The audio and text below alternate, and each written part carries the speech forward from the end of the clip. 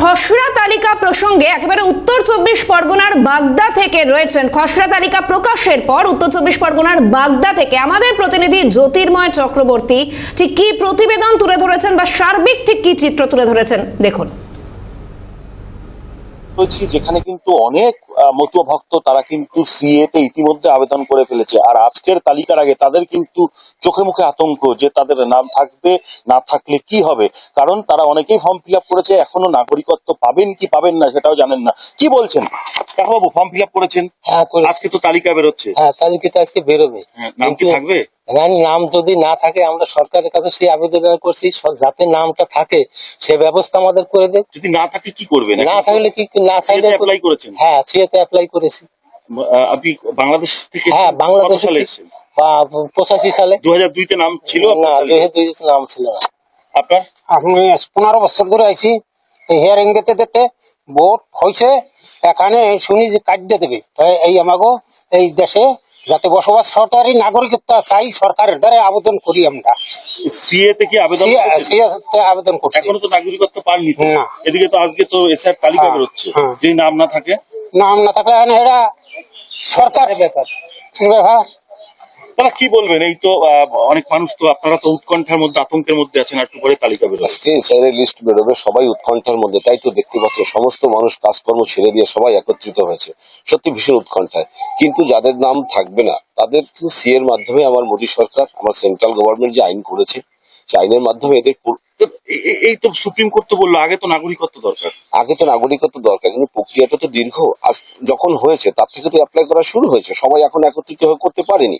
অর্থাৎ প্রক্রিয়া আরো খুব ত্বরান্বিত হবে, তা আমরা আশাবাদী তারা ভবিষ্যতে নাগরিকত্ব পাবে, এই বিষয়ে আমরা আশাবাদী। সবারই তো একটা উৎকণ্ঠা। অবশ্যই অবশ্যই উৎকণ্ঠার ভিতরে তো নিশ্চয়ই থাকতে হবে, কিন্তু আমাদের সবাই কি বলছে যে নিঃশর্ত চাই, সবাই কি বলছে সেটা এখন ভারত সরকার কি বলছে, মোদী সরকার কি বলছে, সিএ তে আবেদন করতে হবে, সিএ তে আবেদন করলে তাদের নাগরিকত্ব পাবে এবং 100% এটা আমরা বলতে পারি। কাকিমা, আপনি আবেদন করেছেন? হ্যাঁ, করেছি। হ্যাঁ করেছি, আমাদের দিতেই হবে, কোনো কথা হবে না। আমরা তাহলে কি করে এখানে বাঁচবো? হ্যাঁ কাকিমা, আমার 2000 সালে দিতে আছে না। আচ্ছা, যদি সিএ তে আবেদন করেছেন আপনি? হ্যাঁ। তাহলে নাগরিকত্ব এখনো তো পাননি, যদি নাম বাদ যায় কি করবে? অ্যাপ্লাই করব। অ্যাপ্লাই করবেন? হ্যাঁ। খসড়া তালিকা প্রকাশ নিয়ে বাগদা থেকে মতুয়া সম্প্রদায়ের মানুষেরা কি বললেন তা তো আপনারা দেখলেন। একটু নদিয়ার ফুলিয়ার দিকে নজর রাখি, সেখান থেকে রয়েছেন আমাদের প্রতিনিধি প্রসেনজিৎ বিশ্বাস। মতুয়া সম্প্রদায়ের মানুষেরা কি বলছেন খসড়া তালিকা নিয়ে দেখুন। আমি রয়েছি যে জায়গায়, একটু দেখাবো। মতুয়া সম্প্রদায়ের কয়েকজন মানুষ রয়েছেন আমার সাথে, অর্থাৎ তাদের সঙ্গে একটু কথা বলবো। দেখো, এই খসড়া তালিকা প্রকাশের পর কার্যত যে একটা আতঙ্কের বাতাবরণ সাধারণ মানুষের মধ্যে হচ্ছে, সেই জায়গায় দাঁড়িয়ে মতুয়া যারা সম্প্রদায়ের মানুষ রয়েছেন তারা কিন্তু সেই দিক থেকে কোনো ভয় বা ভীতি তাদের মধ্যে নেই, কারণ তারা স্পষ্টত জানাচ্ছেন যে মহামান্য সুপ্রিম কোর্টের যে নির্দেশ ছিল সেই নির্দেশ মোতাবেক, অর্থাৎ তারা প্রথমে চাইছেন নাগরিকত্ব, তারপরেই ভোট অধিকার, অর্থাৎ সেই বিষয়টি নিয়েই তারা কিন্তু স্পষ্টত জানাচ্ছেন। আমি জেনে নেবো এখানে যারা রয়েছেন, একটু কথা বলার চেষ্টা করব।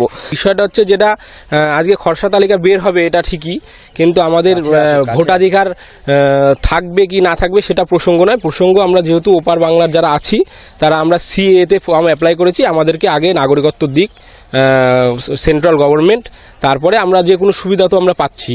যদি নাগরিকত্ব আমরা দেশে পেয়ে যাই সেক্ষেত্রে আমরা যে কোনো সুবিধার অধিকারী তো হয়েই যাচ্ছি, তাহলে তো আমাদের আগে নাগরিকত্বটাই দরকার। ভোটাধিকার তো আমার 1 বছর হবে না, পরের বছর অবশ্যই দিতে পারবো, কিন্তু আমি নাগরিকত্ব পেলে আজকে ভারতবর্ষের সমস্ত সুবিধার অধিকারী আমি হব, আমি সমস্ত সুবিধা পাবো, তবে নিঃস্বার্থে পাবো।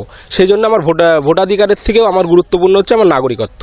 মানে এই নিয়ে কোনো ভয় বা ভীতি নেই আপনার? না, কারোরই নেই, আমি নয় শুধু, কারোরই নেই। আমরা অনেকেই মিলেই আমরা সিএ ফর্ম অ্যাপ্লাই করেছি, আমাদের হিয়ারিং হচ্ছে, অনেকের ডাক পড়েছে, ডেট দেওয়া রয়েছে, আমরা যাব, হিয়ারিং হবে।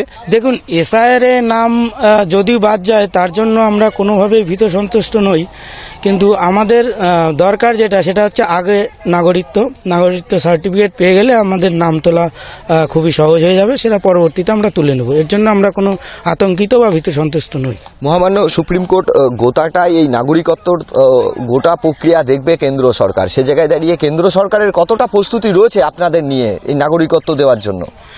কতটা প্রস্তুতি রয়েছে তা সে বিষয়ে বলতে গেলে আমরা এটুকুই বলতে চাই, কেন্দ্র সরকার যেন আমাদের জন্য খুবই এই বিষয়টা একটু শীঘ্র করে বা তাড়াতাড়ি করে বিষয়টা আমরা যেন নাগরিকত্ব সার্টিফিকেটটা তাড়াতাড়ি পেয়ে যাই সে বিষয়ে একটু ভাবনা চিন্তা কেন্দ্র করুক।